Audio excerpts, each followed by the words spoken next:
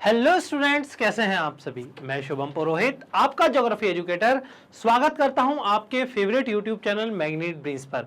Magnet brains जो कि famous है पूरे इंडिया में क्वालिटी कंटेंट सिस्टमेटिकली प्रोवाइड करने के लिए, जहां पर आपको किंडरगार्टन से लेकर क्लास 12 तक की सभी कक्षाएं मिलती हैं इंग्लिश मीडियम में, और 6वीं से लेकर 12वीं तक हम आपको प्रोवाइड करते हैं हिंदी माध्यम में सभी कक्षाएं। साथ ही साथ अगर आप ई नोट्स और ई बुक्स लेना चाहते हैं तो लिंक है डिस्क्रिप्शन बॉक्स में। हिंदी माध्यम में हम जिन बोर्ड्स को कवर करते हैं वो बोर्ड हैं Delhi board, Bihar board, UP board, MP board और राजस्थान बोर्ड। इन सभी बोर्ड्स में आप हमारी कक्षाएं अवेल कर सकते हैं। स्टूडेंट्स, हम लोग कक्षा 11वीं की बुक जिसका नाम है भौतिक भूगोल के मूल सिद्धांत, इस बुक का चौथा चैप्टर पढ़ रहे थे। इस चैप्टर को हम लोगों ने बहुत अच्छे से कंप्लीट कर लिया है। चैप्टर का नाम क्या था? चैप्टर का नाम था महासागरों और महाद्वीपों का वितरण। इस चैप्टर के अच्छे से कंप्लीट होने के बाद आज के इस वीडियो में हम लोग एनसीईआरटी सॉल्यूशंस देखने वाले हैं। मतलब आपकी एनसीईआरटी टेक्स्ट बुक में जो भी क्वेश्चंस दिए गए हैं उन क्वेश्चंस के आंसर्स, खासकर ऑब्जेक्टिव अगर मैं क्वेश्चंस की बात करूं तो उनके आंसर्स होने के साथ अति लघुत्तरीय, लघुत्तरीय और दीर्घोत्तरीय प्रश्न जो आपकी बुक में दिए गए हैं उनके मॉडल आंसर्स हम लोग डिस्कस करेंगे। हमेशा की तरह हम लोगों की स्ट्रेटेजी क्या होने वाली है आप लोगों को पता ही है। हम लोग ऑब्जेक्टिव क्वेश्चंस यहां पर स्क्रीन पर लगाते हैं। स्क्रीन पर आप लोगों को वीडियो को पॉज करना होता है और गैस करना होता है कि आंसर क्या होगा। अगर आप सही गैस कर पा रहे हैं इट मींस आपकी तैयारी, आपकी जो दिशा है पढ़ाई की वो सही है। अगर नहीं आप गैस कर पा रहे हैं, नहीं आपको आंसर पता है, मतलब कहीं ना कहीं डाउट है। इसके बाद जो हम डिस्क्रिप्टिव क्वेश्चंस यहाँ पर देखेंगे उनके मॉडल आंसर्स आप लोगों को कॉपी में खुद लिखकर देखने हैं और चेक करना है यहाँ पर जो मॉडल आंसर्स होंगे उनसे मिल रहे हैं या फिर नहीं। उम्मीद करता हूँ आप लोगों को वीडियो पसंद आएगी। अगर पसंद आती है तो वीडियो आप लोगों को लाइक करना है, अपने दोस्तों के साथ शेयर करना है, और किसी भी तरीके का कोई डाउट होता है तो डेफिनेटली आप कमेंट बॉक्स में कमेंट करके मुझसे पूछ सकते हैं। चलिए वीडियो स्टार्ट करते हैं। सबसे पहले हम लोगों को बहुवैकल्पिक जो प्रश्न है, मल्टीपल चॉइस क्वेश्चंस हैं, उनमें पहला क्वेश्चन देखना है। पहला क्वेश्चन है, निम्न में से किसने सर्वप्रथम यूरोप, अफ्रीका और अमेरिका के साथ स्थित होने की संभावना व्यक्त की थी? हमें यह बताना है कि किस वैज्ञानिक ने सबसे पहले बताया था कि यूरोप, अफ्रीका और अमेरिका साथ साथ हैं। इस वैज्ञानिक का नाम हम लोगों ने देखा भी है, बुक में पढ़ा भी है। इस वैज्ञानिक का नाम है अब्राहम आर्टेलियस। इसने सबसे पहले संभावना व्यक्त की थी कि ये जो महाद्वीप हैं तीनों वो साथ स्थित थे। उसके बाद अल्फ्रेड वेगनर का रोल तो आप लोगों को मालूम ही है, जिन्होंने महाद्वीपीय विस्थापन सिद्धांत दिया था, जिन्होंने कहा था कि पूरे महाद्वीप जुड़े हुए थे और प्रमाण भी प्रस्तुत किए थे। लेकिन संभावना सबसे पहले इन तीनों महाद्वीप की जो साथ होने की व्यक्त की थी वो की थी अब्राहम आर्टेलियस ने। इसका जो सही आंसर है वो है ऑप्शन बी। नेक्स्ट क्वेश्चन देखते हैं। पोलर फ्लिंग बल यानी पोलर फ्लिंग फोर्स बोलते हैं, निम्न में से किससे संबंधित है? हमें बताना है क्या ये पृथ्वी के परिक्रमण से संबंधित है? परिक्रमण मतलब जो सूर्य के चारों ओर परिक्रमा करती है पृथ्वी, उससे, पृथ्वी के घूर्णन से संबंधित है, गुरुत्वाकर्षण से संबंधित है, या फिर ज्वारीय बल से संबंधित है? देखिए, हम लोगों ने जब महाद्वीपीय विस्थापन सिद्धांत पढ़ा था तो अल्फ्रेड वेगनर, जिन्होंने महाद्वीपीय विस्थापन सिद्धांत को बहुत अच्छे से एक्सप्लेन किया था, लोगों ने जब सबूत मांगे थे कि भाई हमें समझ में तो आ गया कि महाद्वीप सारे पहले जुड़े हुए थे, अब महाद्वीप सारे अलग अलग हो गए हैं, एक दूसरे की ओर गति कर रहे हैं या दूर जो है एक दूसरे से जा रहे हैं, लेकिन सबूत मांगे थे जब अल्फ्रेड वेगनर से, तो अल्फ्रेड वेगनर साहब ने पोलर फ्लिंग जो फोर्स है इसका जो है हवाला दिया था कि हाँ ये बल रिस्पॉन्सिबल है पृथ्वी जो मूवमेंट है जो है कॉन्टिनेंट्स के, महाद्वीपों की गतियों के। लेकिन इस बल को उतनी मान्यता नहीं मिली थी।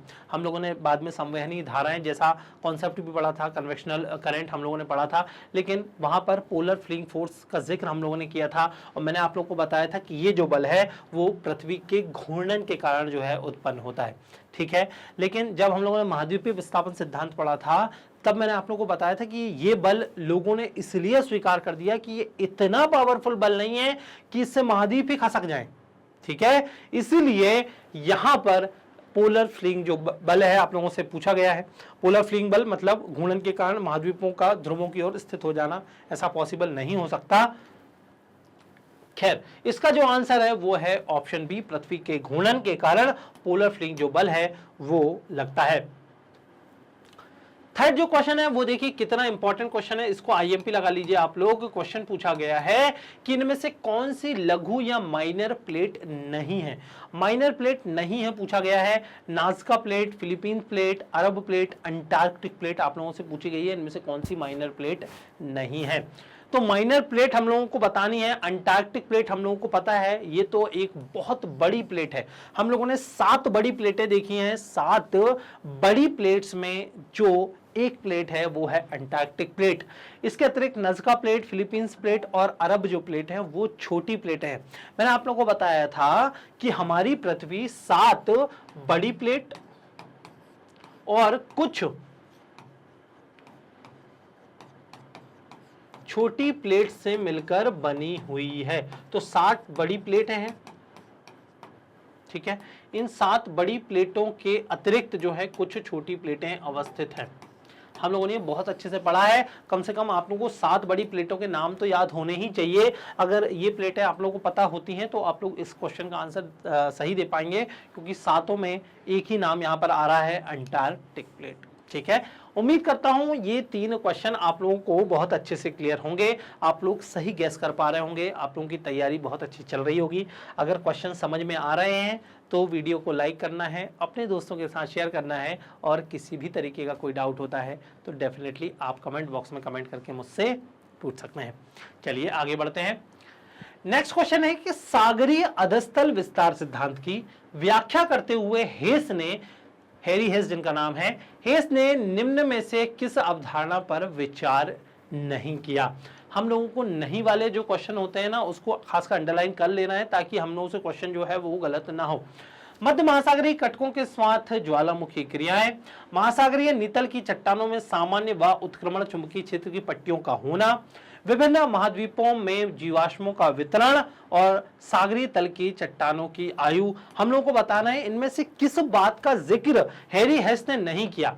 तो हैरी हेस ने विभिन्न महाद्वीपों में जीवाश्मों के वितरण का जिक्र नहीं किया, क्योंकि हम लोगों ने जब अल्फ्रेड वेगनर की थ्योरी देखी थी तब उन्होंने प्रमाण प्रस्तुत किए थे कि भाई सारे महाद्वीप जुड़े हुए हैं, और किसी महाद्वीप में मान लीजिए अफ्रीका महाद्वीप का जिक्र हम लोगों ने वहां पर किया था कि अफ्रीका महाद्वीप और यदि मैं दक्षिण अमेरिकी महाद्वीप की बात करूं तो ये दोनों महाद्वीप पहले जुड़े हुए थे, इसलिए जीवाश्मों की उपस्थिति पाई जाती है। जैसे जीवाश्म यहाँ पर मिलते हैं वैसे ही जीवाश्म यहाँ पर दिखाई देते हैं। इस तरीके से हम लोगों ने थ्योरी अल्फ्रेड वेगनर की प्रमाणों से प्रस्तुत जो महाद्वीपीय विस्थापन सिद्धांत था वो देखा था। लेकिन हैरी हेस ने तो ऐसी कोई बात ही नहीं बोली थी।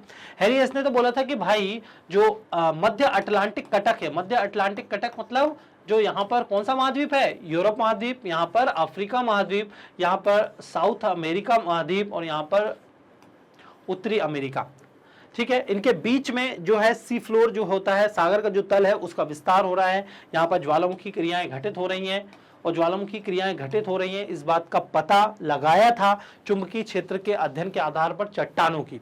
तो हम लोगों ने चुंबकीय क्षेत्र मतलब सेकंड वाला पॉइंट तो सही है यहाँ पर। फिर हम लोगों ने देखा था ज्वालामुखी हो रहा है, यहाँ पर ज्वालामुखी की घटनाएं हो रही हैं जिस वजह से महासागरीय कटकों का निर्माण हो रहा है। इट मीन्स पहला क्वेश्चन भी सही है और पहला जो ऑब्जेक्टिव है। और लास्ट में हम लोगों ने ये देखा था कि आयु के आधार पर हम लोगों ने देखा था कि जो सबसे चुंबकीय क्षेत्र के आधार पर देखा गया कि सबसे पुरानी दूर वाली जो चट्टानें हैं उनकी आयु अधिक है, और पास वाली जो चट्टानें हैं उनकी आयु जो है वो नवीन है, नई चट्टानें वो हैं मौजूद कटकों के सहारे। तो पहला, दूसरा और जो चौथा क्वेश्चन है वो ऑब्जेक्टिव है वो तो सही है, लेकिन थर्ड वाला जो ऑब्जेक्टिव दिया गया है वो सही नहीं है, ठीक है। उम्मीद करता हूं आप लोगों को ये क्वेश्चन बहुत अच्छे से क्लियर हो गया होगा।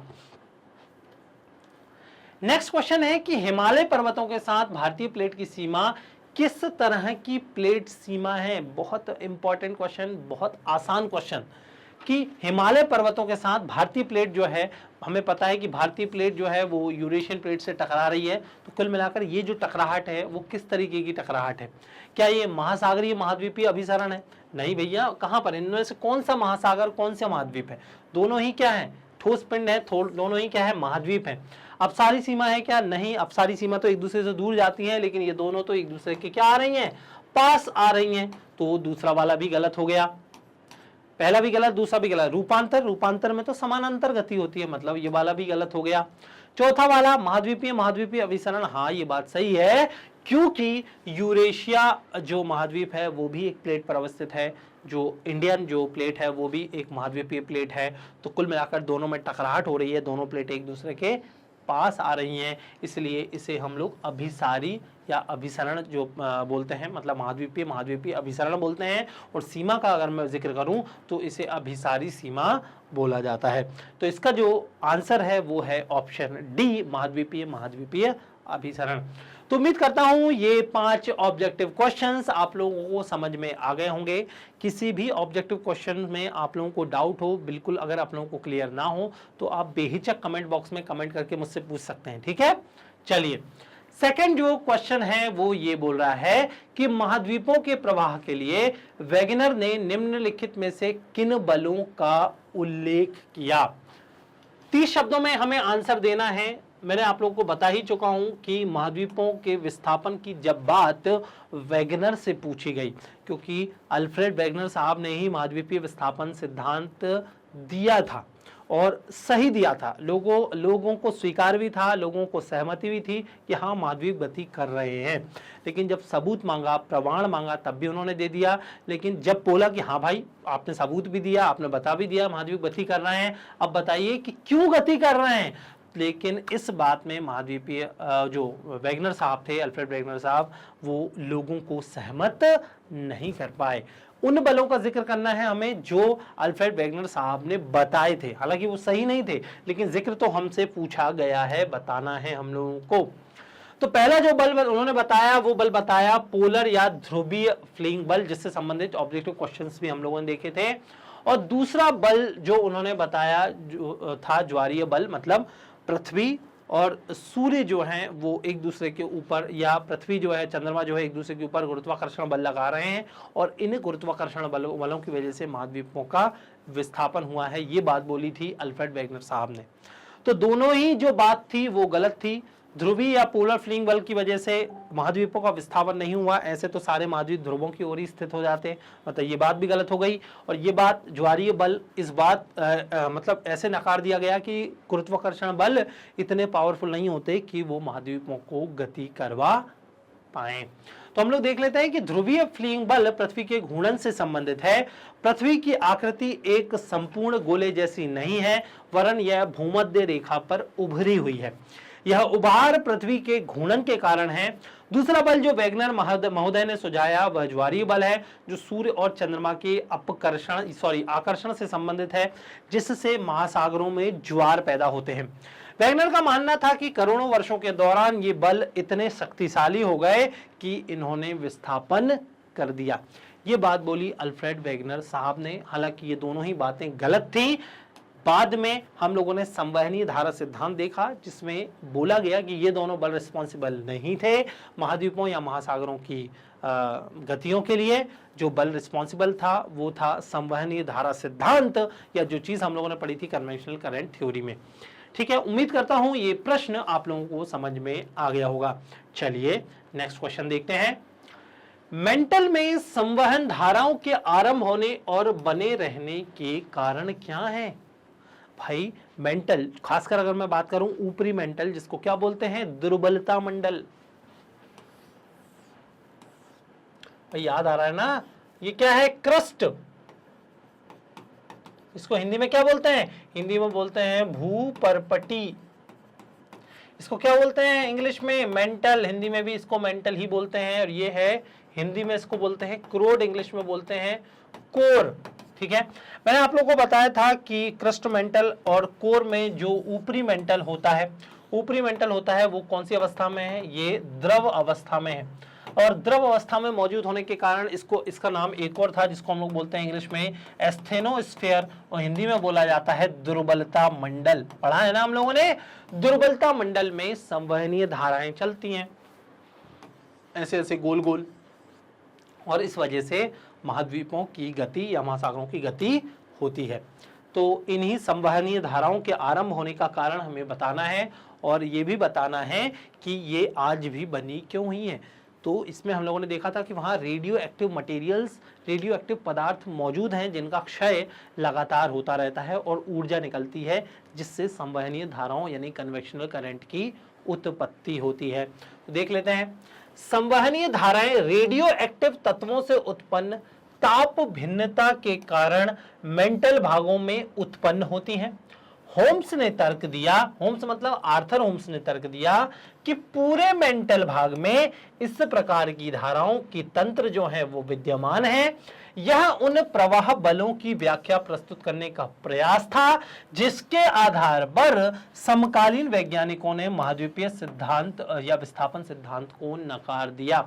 मतलब कुल मिलाकर ये थ्योरी दी ही इसलिए गई थी ताकि महाद्वीपीय विस्थापन सिद्धांत को समझाया जा सके, क्योंकि अल्फ्रेड वेगनर साहब ने जो तर्क दिए थे पोलर फ्लिंग बल और गुरुत्वाकर्षण बल, वो लोगों को स्वीकार नहीं थे, लोगों ने उन बलों को नकार दिया था महाद्वीपीय विस्थापन सिद्धांत के बारे में। अगर बात की जाए तो वो सही से प्रस्तुत नहीं कर पाए थे इन बलों को। ठीक है, उम्मीद करता हूं ये प्रश्न आप लोगों को समझ में आ गया होगा। देखिए, आप लोगों से सीधे सीधे संवहनीय धारा सिद्धांत भी पूछा जा सकता है। आप लोगों से ये जो क्वेश्चन पूछा है ये बहुत ज़्यादा आईएमपी है, बार बार ये क्वेश्चन पूछा जाता है महाद्वीपों की गति को लेकर। आगे आप जब कॉम्पिटिटिव एग्जाम्स देंगे ना तो वहाँ पर भी यहाँ इस तरीके के क्वेश्चंस जो हैं वो पूछे जाएंगे। तो किसी भी तरीके का कोई डाउट आपके मन में नहीं होना चाहिए। उम्मीद करता हूँ ये क्वेश्चन आप लोगों को क्लियर हो गया होगा। चलिए नेक्स्ट क्वेश्चन देख लेते हैं। प्लेट की रूपांतर सीमा, अभिसरण सीमा और अपसरण सीमा में मुख्य अंतर क्या है? देखिए कितना अच्छा क्वेश्चन यहाँ पर पूछा है। प्लेट की रूपांतर सीमा, रूपांतर सीमा क्या होती है भाई? जहां पर प्लेट्स जो होती हैं वो एक दूसरे के समानांतर गति करती हैं। तो समानांतर गति क्या हो सकती है? एक प्लेट आगे गति करती हो, एक प्लेट पीछे गति करती हो। एक समानांतर गति ये हो सकती है। दूसरी समानांतर गति ये हो सकती है कि दोनों ही प्लेटें जो हैं वो आगे गति कर रही हो, ये देखिए ऐसे। और तीसरी समानांतर गति हो सकती है कि दोनों प्लेट्स जो हैं वो पीछे गति कर रही हो, है तो समानांतर ही तीनों प्लेट। तो पहली तो हो गई, ये पूरा जो उदाहरण है वो है रूपांतर सीमा का। अभिसरण सीमा क्या होती है? जब दो प्लेटें एक दूसरे से टकराती हैं, एक दूसरे के पास आती हैं, तो इसे हम लोग बोलते हैं अभिसरण सीमा। और तीसरी सीमा होती है अपसारी सीमा, जहां पर प्लेट्स एक दूसरे से दूर जाती हैं, तो इसे हम लोग बोलते हैं अपसारी सीमा। उम्मीद करता हूं आप लोगों को ये बात बहुत अच्छे से क्लियर होगी। तीनों में अंतर आप लोगों को समझ में आ गया होगा। ठीक है, आइए जो चीजें यहाँ पर हम लोगों को जो डिस्क्रिप्टिव आंसर्स देखने हैं उनको हम लोग देख लेते हैं। चित्र बनाना है, देखिए मैंने चित्र इंक्लूड नहीं किए हैं इसमें डायग्राम, लेकिन बनाकर दिखा दिए हैं। आप लोगों को भी ऐसे डायग्राम बना देने हैं। सबसे पहले जब हम रूपांतर सीमा की बात करते हैं तो जहां ना नई परपटी का निर्माण होता हो ना ही परपटी का विनाश होता हो, उन्हें रूपांतर सीमा बोलेंगे। भाई समानांतर गति हो रही है, समानांतर गति होगी तो ना विनाश होगा ना ही कोई चीज क्रिएट होगी, बनेगी। तो इसलिए यहां पर होगा नई प्रॉपर्टी का निर्माण भी नहीं होता, ना ही कोई चीज बनती है। उसे कौन सी सीमा बोलते हैं? उसे रूपांतर सीमा बोला जाता है। अभिसरण सीमा क्या होती है? जब एक प्लेट दूसरी प्लेट के नीचे धंसती है और भूपर्पटी नष्ट होती है, वह अभिसरण सीमा है। और नीचे कौन सी प्लेट जाती है? जो प्लेट क्या हो?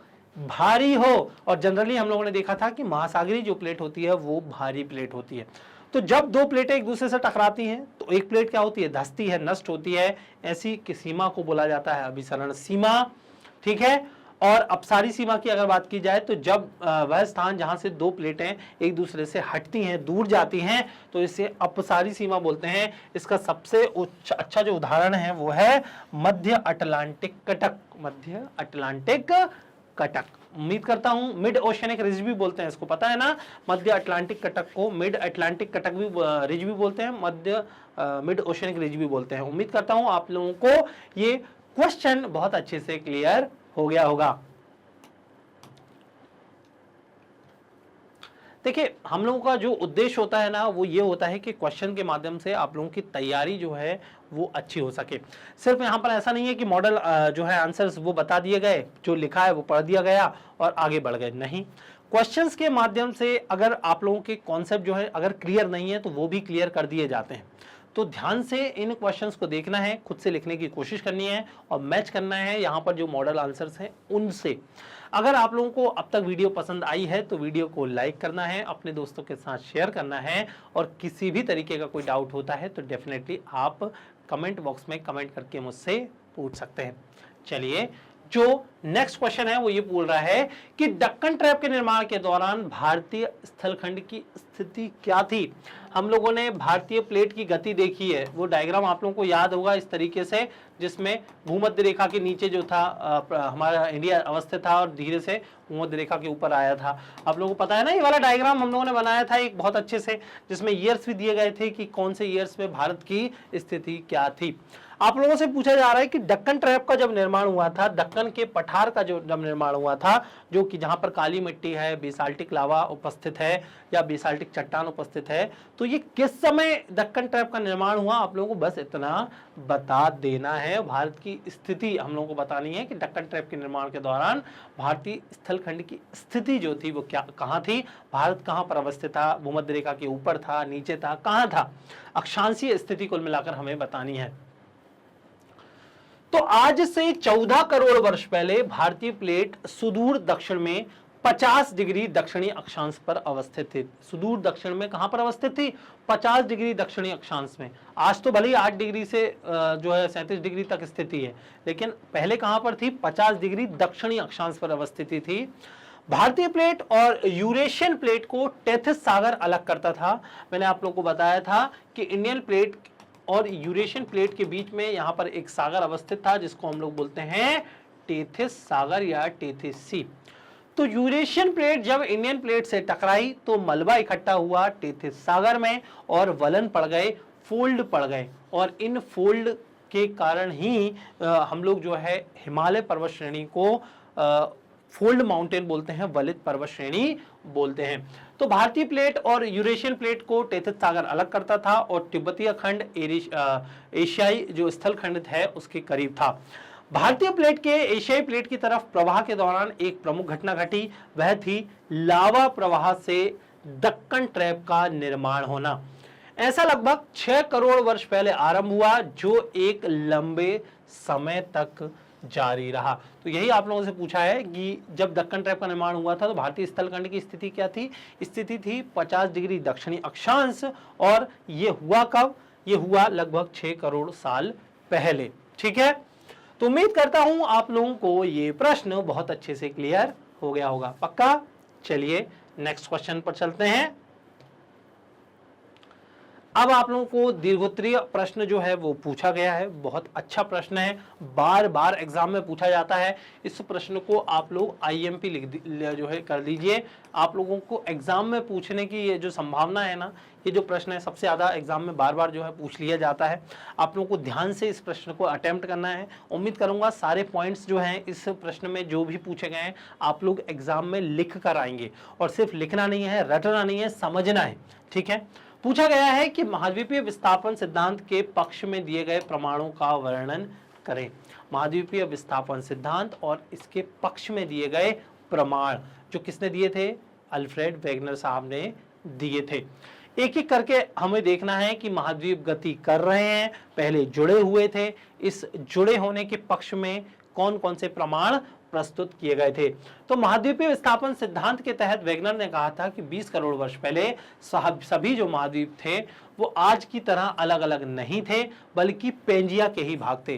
ठीक है, इसको प्रमाणित करने के लिए वेगनर ने कई साक्ष्य दिए। पहला जो साक्ष्य था वो क्या था, भूवैज्ञानिक क्रियाओं के फलस्वरूप 37 करोड़ से 35 करोड़ वर्ष पुरानी पर्वत पट्टी का निर्माण एक अविच्छिन्न कटिबंध के रूप में हुआ। ये पर्वत अब अटलांटिक सागर द्वारा पृथक किए गए हैं। ठीक है, तो एक पर्वत श्रेणी हम लोग देख ही चुके हैं, मिड ओशियनिक रेंज या अटलांटिक कटक हम लोग देख चुके हैं, उसकी अवस्थिति देख चुके हैं, और इसके अतिरिक्त हम लोग देख चुके हैं, आप लोगों को पता ही होगा, रॉकी और एंडीज पर्वत। कौन से पर्वत, रॉकी पर्वत और एंडीज। रॉकी पर्वत है उत्तरी अमेरिका में, यहाँ कहीं अवस्थित है, और जो एंडीज पर्वतमाला है वो पर्वतमाला है साउथ अमेरिका में। तो ये प्रमाण है कि महाद्वीप जो थे वो एक दूसरे से अलग थे, लंबी पर्वत श्रृंखलाएं इनकी उपस्थिति जो है प्रमाण प्रस्तुत करती हैं। दूसरा है कुछ जीवाश्म भी ये बताते हैं कि समस्त महाद्वीप कभी परस्पर जुड़े हुए थे। उदाहरण के लिए अगर हम लोग बोलें तो ग्लोसोप्टेरस नामक पौधे तथा मेसोसोरस एवं लिस्ट्रोसोरस नामक जंतुओं के जीवाश्म गोंडवाना लैंड के सभी महाद्वीपों में मिलते हैं। गोंडवाना लैंड के सभी महाद्वीप मतलब ऑस्ट्रेलिया की बात हो रही है, अफ्रीका की बात हो रही है, दक्षिण अमेरिका की बात हो रही है, इंडिया की बात हो रही है। गोंडवाना लैंड में ये सभी जो थे मौजूद थे। तो सभी महाद्वीपों में जो है इनके जीवाश्म मिलते हैं, जबकि आज ये महाद्वीप क्या है, एक दूसरे से काफी दूर है। तो सभी में जीवाश्म मिलना मतलब कुल मिलाकर क्या कि सभी क्या थे, जुड़े हुए थे, तभी तो सभी में एक साथ जीवाश्म मिल रहे हैं। तीसरा जो कारण है वो ये है कि अफ्रीका के घाना तट पर सोने का निक्षेप पाया जाता है। अफ्रीका के घाना तट पर, ये अगर मैं अफ्रीका की बात करूं तो अफ्रीका का जो घाना तट है मतलब ये वाला, ये जो तट है यहां पर सोने के निक्षेप पाए जाते हैं, जबकि 5000 किलोमीटर चौड़े महासागर के पार दक्षिण अमेरिका में ब्राजील के तटवर्ती भाग में भी सोने के निक्षेप पाए जाते हैं। और साथ में यहां पर क्या है, दक्षिण अमेरिकी महाद्वीप है। एक बार मैं अच्छे से बना देता हूं, ये देखिए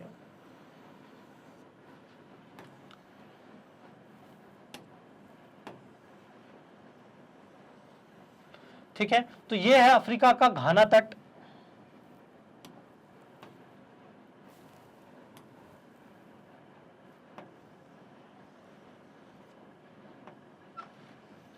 अफ्रीका की अगर हम लोग बात करें तो यहां पर अफ्रीका का जो घाना तट है और ब्राजील का जो तट है, दोनों में सोने के निक्षेप जो हैं वो पाए जा रहे हैं।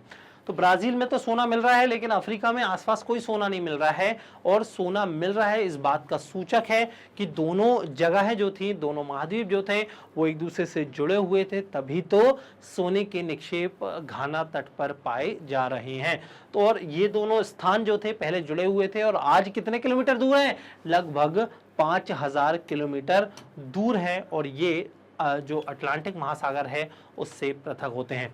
तो लिखा गया है कि अफ्रीका के जो घाना तट पर सोने का निक्षेप पाया जाता है, जबकि 5000 किलोमीटर चौड़े महासागर के पार दक्षिण अमेरिका में ब्राजील के तटवर्ती भाग में भी सोने का निक्षेप पाया जाता है। निक्षेप पाया जा रहा है दोनों जगह सेम। और हम लोगों ने देखा दोनों महाद्वीपों में साम्य है, मतलब जिगजैग जो फिट होता है। कुल मिलाकर दोनों महाद्वीप अगर हम जोड़ने की कोशिश करें जुड़ जाते हैं। इट मींस दोनों जो महाद्वीप थे आपस में पहले जुड़े हुए थे, तभी तो महासागर जो हैं वो पाए जा रहे हैं। तो उम्मीद करता हूं आप लोगों को एक्सप्लेनेशन समझ में आ रहा होगा। तीनों पॉइंट्स जो हम लोगों ने समझाए हैं वो क्लियर हो रहे होंगे। चलिए चौथा जो प्रमाण है वो देख लेते हैं। तो लिखा गया है कि परमा कार्बोनी काल में मोटे हिमानी निक्षेप उरुग्वे, ब्राजील, अफ्रीका, दक्षिण भारत, दक्षिणी ऑस्ट्रेलिया तथा तस्मानिया के धरातल पर दिखाई देते थे। कुल मिलाकर अगर मैं बोलूं पूरा जो गोंडवाना लैंड है वहां के हिस्से जो है यहाँ पर जिक्र उनका किया गया है। तो पूरे गोंडवाना लैंड के जो हिस्से थे वहां पर हमें किस चीज के निक्षेप मिलते हैं, हमें निक्षेप मिलते हैं हिमानी निक्षेप। हिमानी मतलब बर्फ, ठीक है। चूंकि हमें पता है गोंडवाना लैंड दक्षिणी ध्रुव के पास जो था मौजूद था और कुल मिलाकर भारत की जो भी अवस्थिति थी वो भूमध्य रेखा के दक्षिण में थी, तो इन सभी हिस्सों में बर्फ की मौजूदगी दर्ज की गई है। इन अवसादों की प्रकृति में एक रूपता यह सिद्ध करती है कि भूवैज्ञानिक अतीत काल में समस्त महाद्वीप एक दूसरे से जुड़े हुए थे। तो इसमें जिन महाद्वीपों का या जिन हिस्सों का जिक्र किया गया है ना, जैसे कि उरुग्वे, ब्राजील, अफ्रीका, दक्षिण भारत, दक्षिणी ऑस्ट्रेलिया और तस्मानिया, ये देखिए आज एक दूसरे से कितनी दूर है, लेकिन चूंकि ये सभी हिस्से आपस में जुड़े हुए थे पहले और इन सभी हिस्सों में हिमानी के निक्षेप जो हैं वो पाए गए हैं, जबकि आज तो कोई बर्फ की अवस्थिति हम लोगों को देखने को नहीं मिलती। खासकर अगर मैं भारत की बात करूं तो इस हिस्से में कहां बर्फ देखने को मिलती है, ऊपर जरूर मिलती है लेकिन इस हिस्से में भी हिमानी के निक्षेप हमें देखने को मिले। इसका मतलब सभी हिस्से जो थे गोंडवाना लैंड के वो जुड़े हुए थे। पांचवा जो पॉइंट है वो ये कि महाद्वीपों का विस्थापन अभी भी जारी है। अटलांटिक महासागर की चौड़ाई प्रतिवर्ष कई सेंटीमीटर के हिसाब से बढ़ रही है। तो हम लोगों ने सी फ्लोर स्प्रेडिंग थ्योरी, जिसको मैंने बोला था महासागरीय अधस्तल सिद्धांत, उस सिद्धांत में हम लोगों ने देखा कि कटकों के सहारे जो चट्टान है वो नवीन चट्टान है और उससे जैसे जैसे हम दूर जाते हैं चट्टानों की आयु बढ़ती जाती है। इसका मतलब आज महासागर का जो तल है उसका विस्तार हो रहा है और इसीलिए कहा गया है कि महासागरों की जो चौड़ाई है प्रतिवर्ष बढ़ रही है, खासकर अगर मैं अटलांटिक महासागर की बात करूं तो। अटलांटिक महासागर की चौड़ाई, और अगर मैं ये बात करूं कि हिमालय पर्वत की जो चौड़ाई है, या हम लोग बात करें प्लेटों के बीच अगर गतियों की बात करें, तो इसमें हम लोग कुछ सेंटीमीटर्स जो है उनका इजाफा देख सकते हैं। उन सेंटीमीटर की बढ़ोतरी ही शो करती है कि आज भी प्लेटों की जो गति है वो जारी है, जबकि प्रशांत महासागर छोटा हो रहा है। लाल सागर भूपर्पटी में एक दरार का हिस्सा है जो भविष्य में करोड़ों वर्ष पश्चात एक नए महासागर की रचना करेगा। तो आज हमें जो रेड सी या लाल महासागर एक दरार के रूप में दिखाई दे रहा है ना, वो दरार के रूप में मौजूद भले ही है, लेकिन कल को जो है इसकी चौड़ाई जो है वो डेफिनेटली बढ़ेगी। दक्षिणी अटलांटिक महासागर के चौड़ा होने से तथा अफ्रीका तथा दक्षिण अमेरिकी एक दूसरे से क्या हो गए हैं, अलग हो गए हैं। तो अटलांटिक महासागर के चौड़ा होने से आज के समय में दक्षिण अमेरिका और अफ्रीका एक दूसरे से कितनी दूर हैं, लगभग 5000 किलोमीटर दूर है, जबकि ये दोनों पहले क्या थे, पास थे। उम्मीद करता हूं आप लोगों को महाद्वीपीय विस्थापन सिद्धांत तो समझ में आ ही गया होगा, साथ ही साथ महाद्वीपीय विस्थापन सिद्धांत के पक्ष में जो थ्योरीज दी गई थी वो भी समझ में आ गई थी। हालांकि ये जो क्वेश्चन है ये और भी बड़ा लिखा जा सकता है, जैसे कि महाद्वीपों में सामने हम लोगों ने देखा था कि जो जिगजैग फिट है, जो दक्षिण अमेरिकी महाद्वीप है, जो अफ्रीका जो फिट है, वो एग्जैक्टली फिट एक दूसरे को दिखाते हैं, जैसे कि एक कागज को फाड़कर अलग किया गया हो। तो हम लोगों ने लगभग 6-7 पॉइंट जो थे वो डिस्कस किए थे, यहाँ पर कुछ ही पॉइंट्स जो हैं आप लोगों को बताए गए हैं। ठीक है, उम्मीद करता हूं आप लोगों को ये पॉइंट्स बहुत अच्छे से क्लियर होंगे, किसी भी तरीके की कोई दिक्कत आपको नहीं होगी। अगर किसी प्रश्न में आप लोगों को दिक्कत है, कोई चीज समझ में नहीं आ रही है, तो आप लोग कमेंट करके पूछ सकते हैं। चलिए नेक्स्ट क्वेश्चन देखते हैं। नेक्स्ट क्वेश्चन पूछ रहा है कि महाद्वीपीय विस्थापन सिद्धांत और प्लेट विवर्तनिकी सिद्धांत में मूलभूत अंतर क्या है। महाद्वीपीय विस्थापन सिद्धांत और प्लेट विवर्तनिकी सिद्धांत दोनों ही अलग अलग सिद्धांत हैं। देखिए कितने डायरेक्ट जो क्वेश्चन है आप लोगों से पूछ लिए गए हैं, दोनों में हमें मूलभूत अंतर बताना है महाद्वीपीय विस्थापन सिद्धांत और प्लेट विवर्तनिकी सिद्धांत में। महाद्वीपीय विस्थापन सिद्धांत मतलब अल्फ्रेड वेगनर वाला सिद्धांत, और प्लेट विवर्तनिकी सिद्धांत जो हम लोगों ने 3 जो वैज्ञानिक थे जिन्होंने सारे जो वैज्ञानिकों के मिक्सचर के रूप में प्लेट विवर्तनिकी सिद्धांत जो था वो प्रस्तुत किया था। वो बहुत अच्छे से हम लोगों ने देखा था कि 7 प्लेटें हैं और कुछ लघु प्लेट्स हम लोगों ने डिस्कस की थी। तो बस एक एक करके हम लोग देख लेते हैं दोनों में अंतर। अगर मैं महाद्वीपीय विस्थापन सिद्धांत की बात करूं तो महाद्वीपीय विस्थापन सिद्धांत की आधारभूत संरचना ये थी कि सभी महाद्वीप एक ही भूखंड के क्या थे, भाग थे, और नाम क्या था, नाम था पेंजिया। यह भूखंड एक बड़े महासागर से घिरा हुआ था, नाम क्या था, पेंथा लासा। वैगनर के अनुसार लगभग 20 करोड़ वर्ष पहले पेंजिया का क्या हुआ, विभाजन हुआ, पहले 2 पार्ट में डिवाइड हुआ, हम लोगों ने देखा था, है ना। जैसे कि ये पृथ्वी है, तो इसमें मैंने आप लोगों को बताया था कि इस तरीके से महाद्वीप जो थे वो एक दूसरे से जुड़े हुए थे। सपोज करिए यही एक संरचना है, और इसके बाद पहले इनमें क्या हुआ, डिवीजन हुआ। ये जो महाद्वीप थे 2 पार्ट में डिवाइड हुए। ऊपर वाला जो पार्ट था वो क्या कहलाया, लॉरेंशिया। क्या कहलाया, लॉरेंशिया। नीचे वाला जो पार्ट था वो कहलाया गोंडवाना लैंड, और बाद में लॉरेंशिया और गोंडवाना लैंड भी अनेक हिस्सों में बट गए। तो यही पूरी जो थ्योरी है ना हमें यहाँ पर देख लेनी है। वैगनर के अनुसार 20 करोड़ वर्ष पहले पेंजिया का विभाजन आरंभ हुआ। पेंजिया पहले बड़े 2 भूखंडों में लॉरेंशिया और गोंडवाना लैंड के रूप में विभक्त हुआ। इसके बाद लॉरेंशिया व गोंडवाना लैंड धीरे धीरे अनेक छोटे हिस्सों में क्या हो गए, बट गए, जो आज के वर्तमान महाद्वीप के रूप में मौजूद हैं। उम्मीद करता हूं कि आप लोगों को ये महाद्वीपीय विस्थापन सिद्धांत बहुत अच्छे से क्लियर हो गया होगा। अब प्लेट विवर्तनिकी सिद्धांत देख लेते हैं। प्लेट विवर्तनिकी सिद्धांत के अनुसार पृथ्वी के स्थलखंड को 7 मुख्य प्लेटों और कुछ छोटी प्लेटों के रूप में विभक्त किया जा सकता है। नवीन जो वलित पर्वत श्रेणियां हैं, जिसका उदाहरण क्या है, हिमालय पर्वत। तो नवीन वलित पर्वत श्रेणियां, खाइयां और भ्रंश इन मुख्य प्लेटों को सीमांकित करते हैं। सीमांकित करते हैं मतलब 2 प्लेटें कहां पर अलग अलग होती हैं हमें स्पष्ट रूप से पता चल जाता है। जैसे कि अगर मैं आप लोगों को बताऊं, ये भारत है, यहां पर विशाल लंबी पर्वत श्रृंखला है जिसको हिमालय पर्वत श्रृंखला बोलते हैं। तो ये सीमांकित करती है, ये सीमा रेखा डिसाइड करती है कि ये इंडियन प्लेट है और इसके ऊपर कौन सी प्लेट है, यूरेशियन प्लेट है।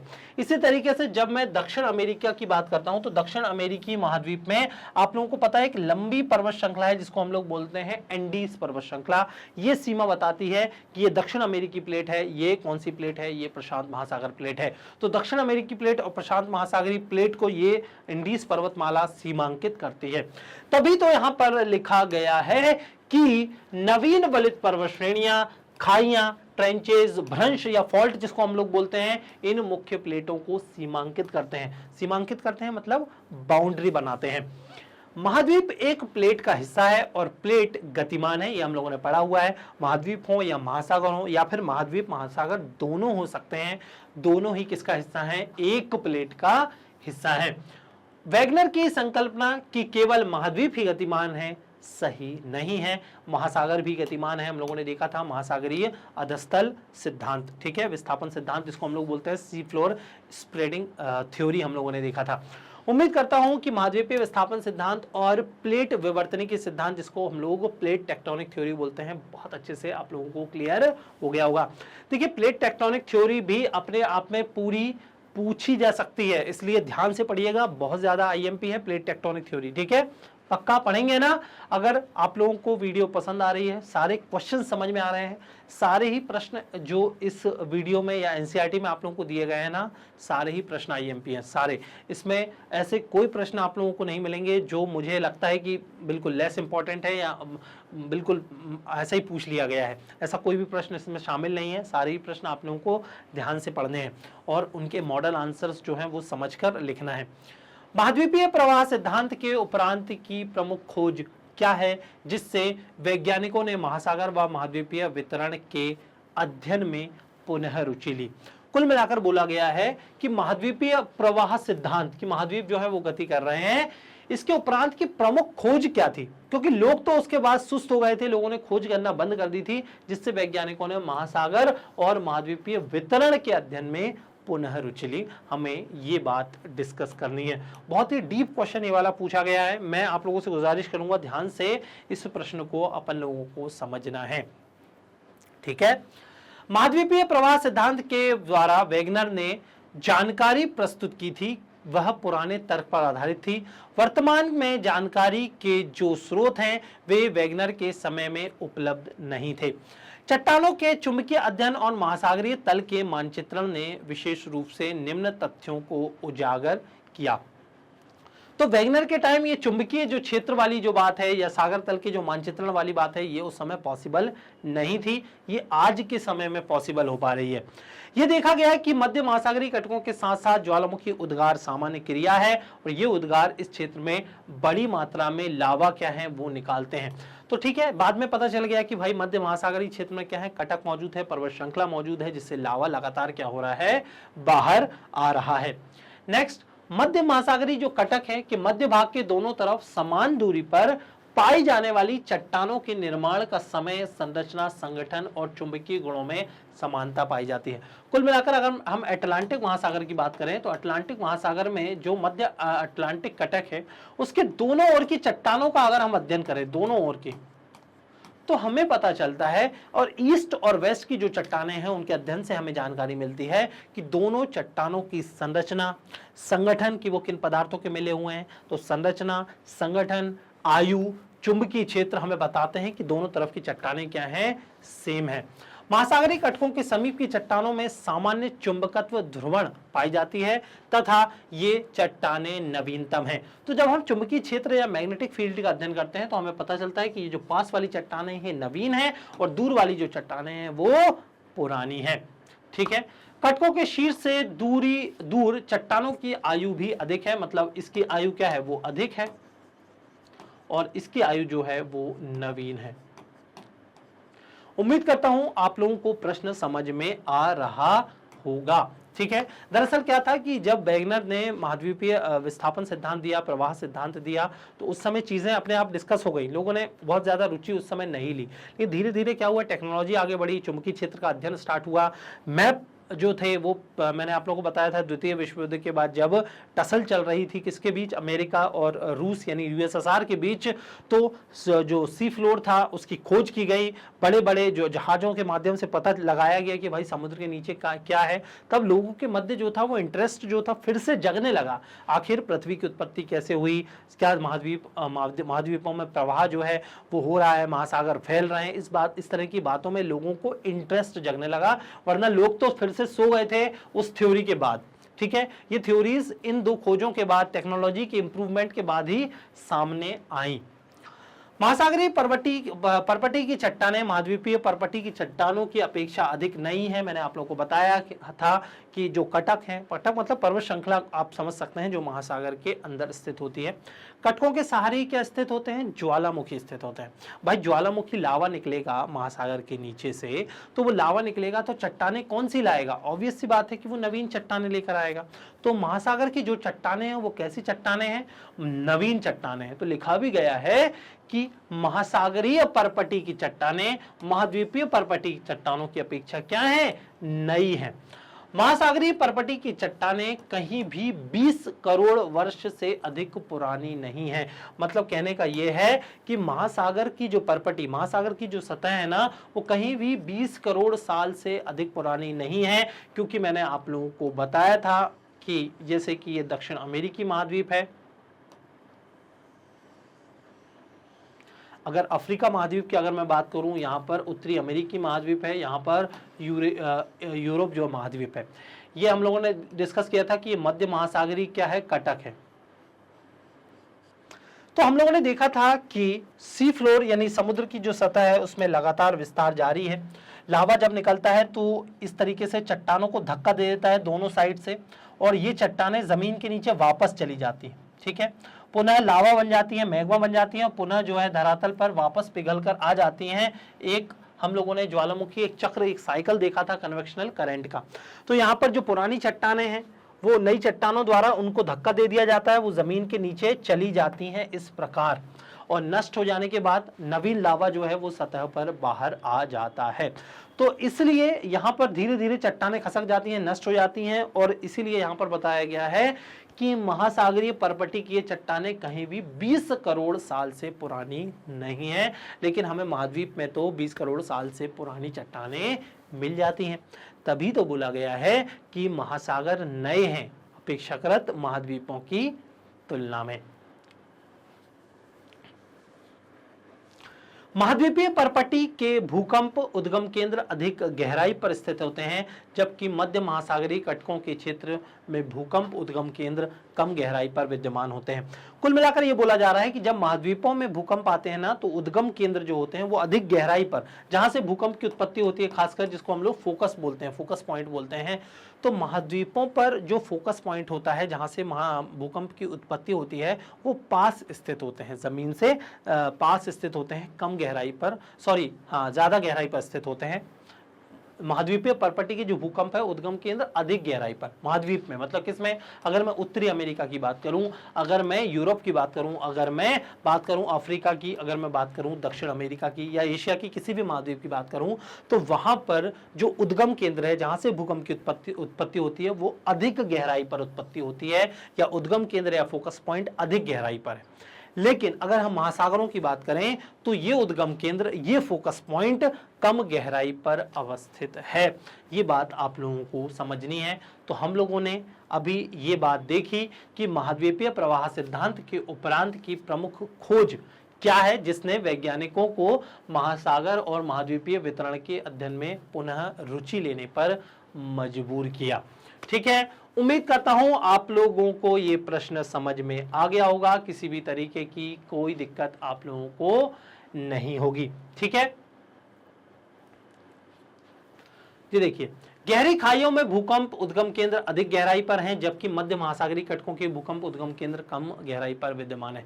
तो जहां पर खाइयां मौजूद हैं, ट्रेंचेस मौजूद है ना, वहां पर जो उद्गम केंद्र है वो अधिक गहराई पर है, क्योंकि ट्रेंच इतनी गहरी है, और गहराई पर जो होगा उद्गम केंद्र स्थित होगा। लेकिन मध्य महासागरीय कटकों के क्षेत्र के भूकंप उद्गम केंद्र कम गहराई पर विद्यमान हैं। उम्मीद करता हूं आप लोगों को ये प्रश्न क्लियर होगा और ये एनसीईआरटी सॉल्यूशंस जो हम लोगों ने डिस्कस किए हैं, एक एक प्रश्न आप लोगों को समझ में आया होगा। अगर समझ में नहीं आया है तो आप लोग कमेंट बॉक्स में कमेंट करके पूछ सकते हैं।